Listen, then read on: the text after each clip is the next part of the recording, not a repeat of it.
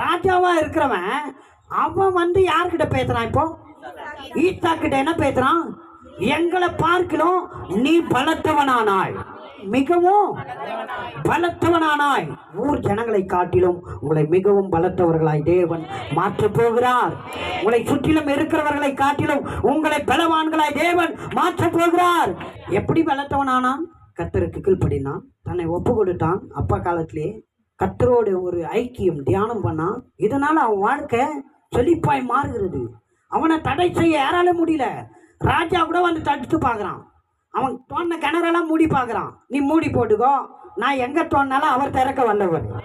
அவன் செய்வதெல்லாம் வாய்க்கும். இரவும் பகலும் அவரோடு இங்கே இருக்கிற ஒவ்வொருவரும் கர்த்தருக்கு மாத்திர செவி கொடுங்க. பிசாசு எவனை வஞ்சிக்கலாம் என்று, எவனை விழுங்கலாம் என்று வகை தேடி சுற்றி திரிகிறான். ஈசாக்கை போல கர்த்தருக்கு மாத்திர செவி கொடுங்க. பஞ்சத்தையோ சூழ்நிலையோ பார்க்காதீங்க, பயப்படாதீங்க. கர்த்தர் ஒருவர் உங்களுக்கு துணையா இருக்கிறார். கூட இருந்தவர் உங்களோட இருக்கிறாருமா, உங்களோட இருக்கிறார் ஐயா. ஈசா கூட இருந்து அவனை உயர்த்தினவர் உங்களையும் அப்படிதான் உயர்த்த போறார். இந்த வருஷம் நீங்க மிஸ் பண்றவங்களா இருக்க கூடாது, ரிசீவ் பண்றவங்களா இருக்கணும். விட்டு விடுகிறவர்களா இருக்க கூடாது, பெற்றுக்கொள்கிறவர்களா இருக்க வேண்டும். எத்தனை பேர் பெற்றுக்கொள்ள போறீங்க? ஆமென். ஈசாக்கின் தேவன் உங்கள் தேவனா